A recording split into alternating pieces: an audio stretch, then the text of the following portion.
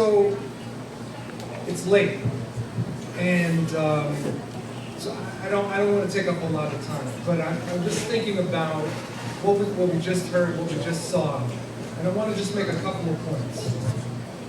So the first one is that in November, when the elections happened here, the Republicans developed a strategy, and their strategy was actually brilliant, which was to not assume,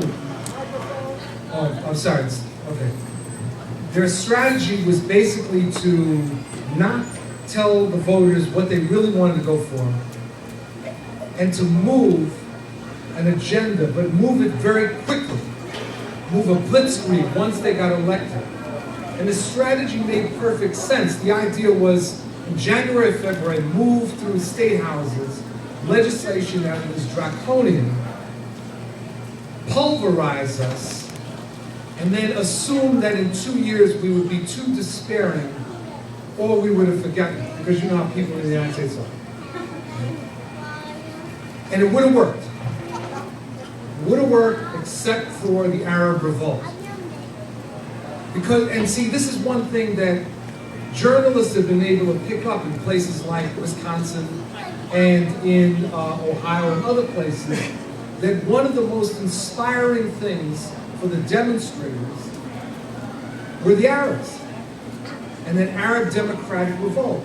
Because what the Arab democratic revolt showed was people under far worse conditions than any of us could ever imagine, standing up without any outside support, moving forward and taking on tyrannies, and winning in many cases.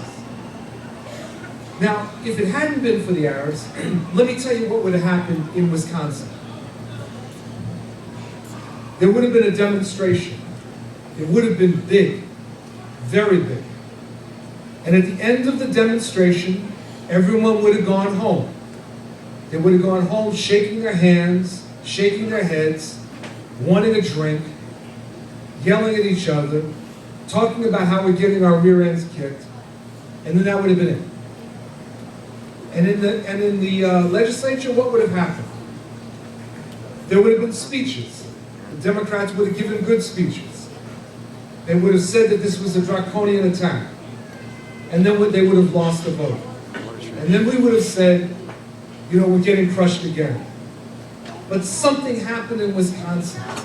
And it was interesting because what happened in Wisconsin was a convergence of two things. First of all, people stayed. In the United States, we haven't done that in years. We're so used to demonstrations where you kind of take the bus in, demonstrate, yell up and down, get on the bus and split town. The idea of staying around and being obstructive.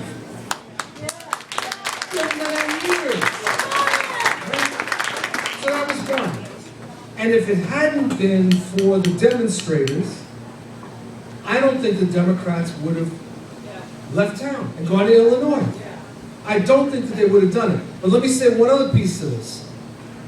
If it hadn't been for the Democrats leaving town, I'm not convinced the demonstrators would have stayed. I think it was actually a combination of both things that reinforced one another. The demonstrators on the streets gave backbone to those the Democratic legislators. But the Democratic legislators who had the courage, and I want to give them their support on it, right? The Democratic legislators who left Wisconsin and had the courage to stay out of the state despite all of the intimidation that was coming down, that reinforced for the demonstrators, okay, then, let's do it. So I think that the Arab revolt was critically important in what we're seeing here. But I want to shift gears for 1 second to set a broader context for a moment. We're witnessing right now not simply a struggle around tyranny in general. There's something happening in the global capitalist system.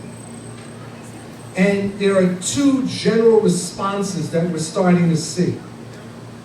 In the global capitalist system, it is changing. It is changing in some very fundamental ways. And it's scaring the bejeebies out of a lot of people, particularly in the countries of the global north, who always thought, to borrow from Aimé Césaire, that things would be devastating in the global south, but that we in the global north would always have some level of comfort. But global capitalism is changing. Wealth polarization is increasing. These capitalists have decided that they have no loyalty to any individual country. They have loyalty to the dollar, or whatever the currency happens to be. That's their God. And in that situation, what's been happening with this polarization of wealth, a polarization in the United States we haven't seen since the 1920s. We're seeing desperation, and we're seeing people looking for answers. They're looking for answers, they're looking for excuses, they're looking for targets. And there's two responses. There's a response of the right wing, and there's a response of the progressives. And we're seeing this not just in the United States, we're seeing it in Italy, we're seeing it in France, we're seeing it in Ireland, we're seeing it in a number of countries, where people who, for a variety of reasons, always assumed that there would be some level of stability, are now finding that that deal is off. It's gone.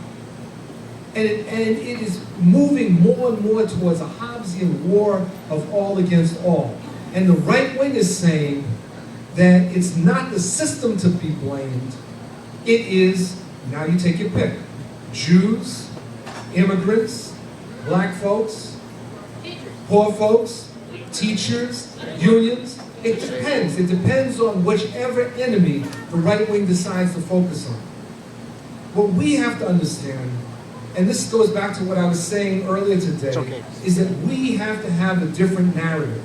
And that narrative has to link us with the people in the Arab world who are fighting for democracy.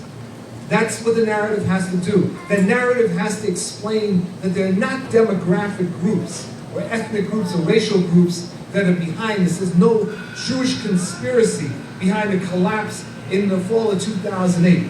It's the way capitalism works. And I'm sorry for naming the system, but I'm going to name it again. It's the way that capitalism works. And that's what we have to put on the lips of all of our activists and all of our organizers. We've got to tie this together. You see, because in the absence of us creating a story that really makes sense to regular people, it will be the Sarah Palins, it will be the Mike Huckabees, it will be the others, it will be the Donald Trumps, God forbid, who basically are able to convince people because they're going to play to their fears, their anger, their frustration. And we have to have some answers. We have those answers. The final piece is this. Again, learning from the Arab Revolt. People under desperate conditions can and do stand up. 6 months ago, with all due respect, the Arab people were despised in the United States. Not simply demonization of Islam. It's just people were held in contempt. There was no expectation in the United States or by the demons that were running, despots that were running many of these Arab countries. There was no expectation that the people would rise up. There was an assumption of passivity on the part of these leaders and the part of many of us. The assumption of despair, perpetual despair. And people under incredibly adverse conditions were willing to make some changes. They were willing to take some steps, not knowing what the outcome would be. And still to this day not knowing what the outcome would be. But the final point, I think the last one was supposed to be my final, but this is my final. Another thing that we have to learn from the Arab Revolt is that it's not enough to revolt. You need leadership. You need organization. One of the things that we're watching unfold in the Arab world are these demonstrations, mass movements. They're great, they're fantastic. But what happens when you win? What happens as we're watching in Egypt, where Mubarak was forced out, but the main organization, the military, is there? What happens? What happens when we don't have organization? What happens is that a void opens up and it's filled by people who are already organized. In many cases, elements of the old system. For those reasons, we have to be thinking, as we rise up, here, that's right, as we rise up, as we challenge capital, as we challenge this rich, that we need organization. It's not enough to have the demonstrations, even in Wisconsin. Because at a certain point, people are looking for answers, they're looking for direction. And if there's no organization to sustain the movement, when people inevitably get tired, everything can be flipped on us. So thank you very, very much.